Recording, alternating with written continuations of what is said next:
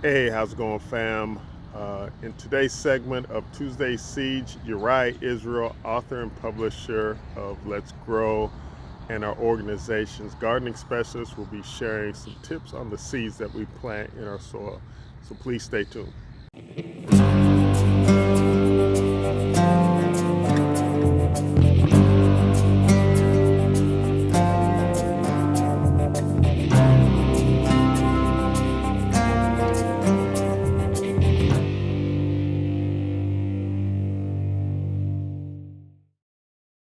Hey, good afternoon, everybody. Uriah Israel here in my backyard garden, and just want to talk today quickly about seeds. And so, seeds. Before I even talk about it, let's define exactly what a seed is.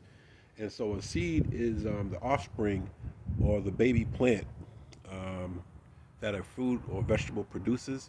A seed, by definition, is a baby plant curled up in a resting stage with nutrients and a seed coat. Those are three basic things that a seed that a seed has. Once again, is a baby plant or embryo. It has nutrients, and it also has a seed coat that covers everything, wraps it all up in like a little bundle, right?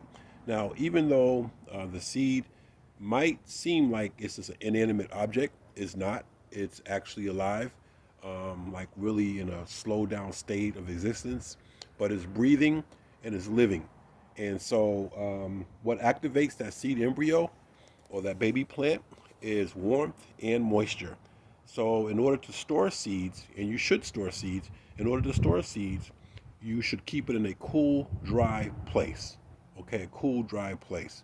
You definitely should be storing seeds now.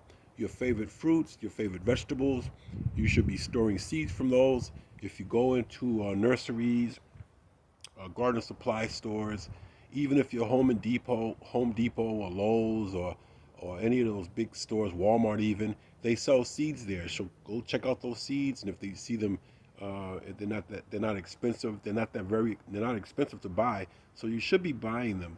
One thing I do want to mention is that during the early stages of COVID, the supply chain was severely hampered, and people began to hoard seeds. And so the supply stores, they couldn't keep up with the demand, and a lot of people panicked and they hoarded them. And sometimes people were left out; they did not get their seeds till many, many months later.